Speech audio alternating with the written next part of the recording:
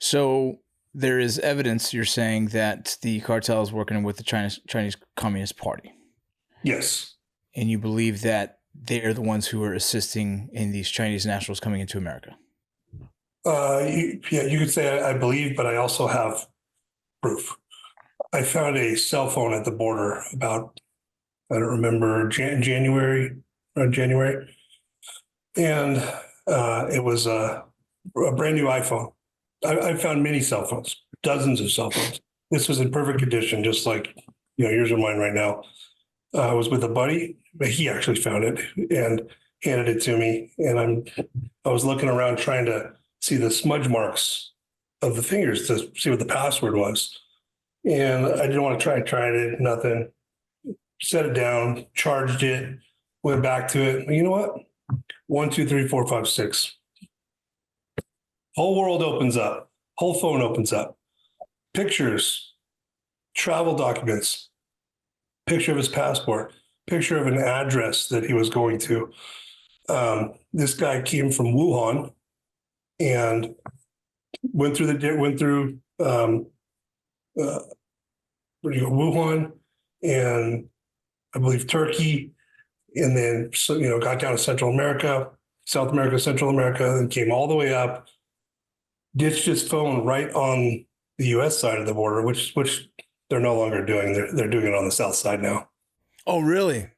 Okay, we'll get to that. They adapt and overcome. They're pretty smart. So this guy's cell phone happened to have some Telegram chats. Well, one Telegram chat to be particular. Within that Telegram chat, I am now in 33 different Telegram chats on telling people how to get into this country and how to work the system, basically. And now it's not, the ones that I've gone into are not just China. I'm in a Ukrainian one, a Russian one, Azerbaijan. There's a couple.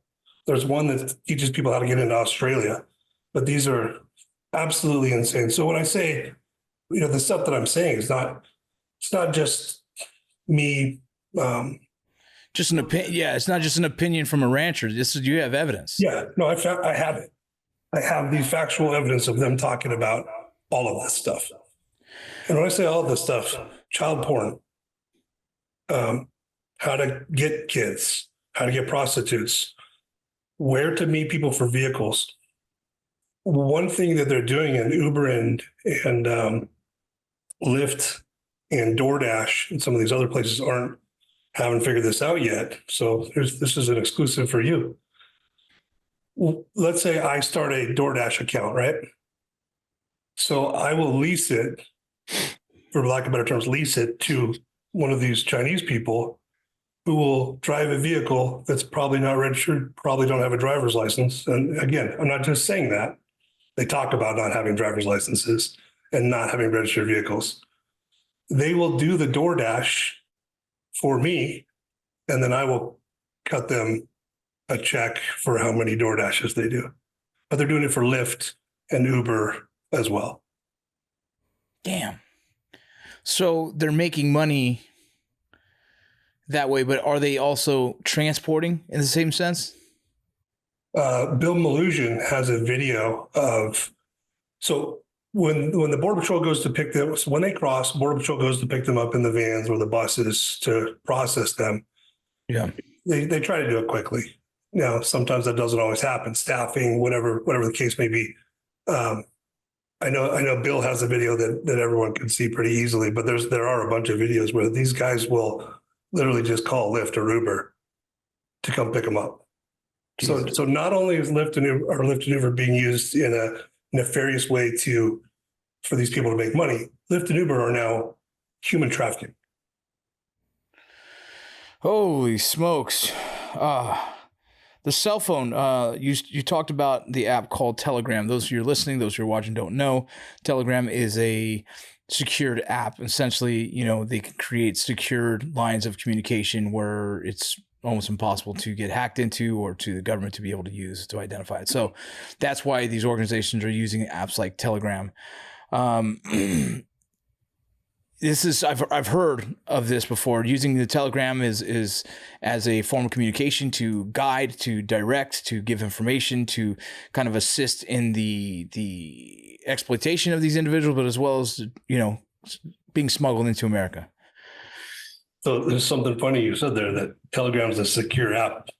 I like to caution people, it's only as secure as you make it, because this idiot got into all these chats. So yeah, it's secure. It's secured. The chat is secure, but phones are not. Yep. So make sure you have a password on your phone. The other thing that you discover is all these identifications. I guess at one point the standard operating procedure was to just dump their identification. Why would that be? So at first I was confused, because when I first started finding these, I would find them like by the dozens. I have totes over here on the side that are just filled with this stuff, because I kind of, well, my wife was getting mad at me for using all the kids' Ziplocs for their lunches, so I just kind of stopped doing it. But they would just come across, and I have some videos of them getting dropped off by the cartel in an area where there's no fence at all. Just the fence stops. It's a barbed wire fence, and it's usually cut anyway. And they get dropped off. Let me back up. So back in the day when you were working and when I lived out here, they wouldn't get dropped off right there because the sensors would pick them up. The sensors that we have would pick them up, and Border Patrol would be there in a second. Even when I used to go out there and have fun off-roading in high school and doing those activities, the Border Patrol would be there in seconds. Hey, what are you guys doing? And then they didn't care. Now they drive right up to the fence, and they'll unload. They'll have 4 or 5 vehicles, and they pack them in there like cattle, and they'll unload right at the fence. So these people, now this is an opinion or hypothesis, I guess. They're packed in there like cattle. They have all their stuff, and they go, "Oh crap, we got to get out. Oh, we're in America now. I still have my passport and my ID and my phone. What do I do?" Because they walk like 10 feet to get into the U.S. Yeah. So it wasn't as strategic as it is now, where I think, again, this is an opinion. I think that now, because so many people like myself have been finding these things, they are figuring out that they need to drop them on the Mexico side. So I have a feeling the cartel is saying, hey, before we get in the vans, ditch your stuff. What's the point? What's the point of ditching their identification? I don't understand. I get that question a lot, and it's a simple answer to a very perplexed problem. Because the main thing is, if we have travel documents, these are considered travel documents. Technically, we can deport them if they showed that they came here to claim asylum, but they went through 10 countries that they didn't claim asylum in. Then we can deport them. But we don't deport to China. So it becomes very, very confusing. Now, that's just one reason, is that they can come here and say, I'm John Smith and, blah, blah, blah. Or are they doing it for nefarious reasons? And I have thoughts about that too. So you have, here's a whole passport. No, this guy just tossed the passport, right? Didn't even think about it. This guy put some work in to get rid of this passport. And I mean, he'd meticulously rip stuff up. And upon further inspection of some of this stuff, what I'm finding is the ones that are ripped up very well, here's a stamp. I don't know if you can see that. Yeah. UAE. But this is not a UAE passport. Pakistan, UAE, there's visas from, so the ones that are ripped up, and I have some over here that are burnt, those usually have some countries in there that don't necessarily like us all that much. UAE, Pakistan. I have a passport that has a visa. So the guy it's a Turkish passport, but it says the guy's born in Islamabad, but then he took a trip to Tehran. What? And now he's here. I do know that some countries will not even take individuals if they can't 100% identify their place of origin. And so I imagine that's another one. People might be wanting to mask who they are. Maybe they have a criminal background. Maybe that country that we do have a connection to them, we could find out. But if they have a fake persona, well, then they can slide through the cracks. It's a lot of things. I just find it fascinating that hundreds and hundreds. I mean, am I accurate on the number? Hundreds or thousands of identification? Just myself, hundreds.